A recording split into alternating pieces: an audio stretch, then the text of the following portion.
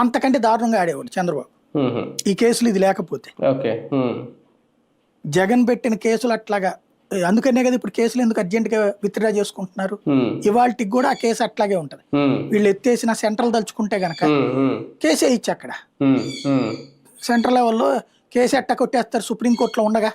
ఓ పక్కన బెయిల్ వ్యవహారమే తేలలేదు ఇంకా. ఒక కేసులో ఎత్తేసారు, దాని మీద సుప్రీంకోర్టులో వేయచ్చు కావాలనుకుంటే, సెంట్రల్ ఇరికిచ్చాలనుకోండి. చెయ్యట్లా, మీరు తేల్చుకోండి అని చెప్తుంది. అట్లాగే జగన్ అయినా సరే చంద్రబాబుని దెబ్బతీసేస్తే శాంతం, జగన్ బలోపేతమే రేపు పొద్దున సెంటర్ లో కథ నడిపిస్తాడు చూస్తాడు.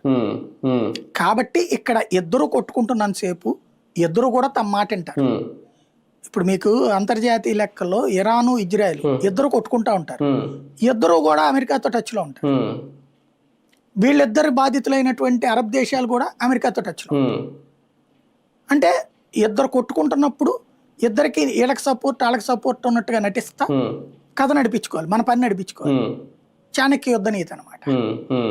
ఇప్పుడు అది అనుసరిస్తున్నది ఇక్కడ సెంటర్ అనమాట. సార్ వాస్తవానికి ఈ కేసులో వీళ్ళు చెప్పింది 3,000 కోట్ల రూపాయలు పై మాటే, దగ్గర 4,000 అన్నారు, 3,500 అన్నారు ఇలాగా. అయితే వీళ్ళు ఇప్పటి వరకు మొన్న కూడా సిట్ తేల్చింది ఒక 3 కంపెనీలు, అదేది అదాన్ డిస్టిలరీస్, ఎస్పీవై ఆగ్రో ఇండస్ట్రీస్, లేదా ఇవి 3 రాజకేశ్ రెడ్డికి సంబంధించినవి.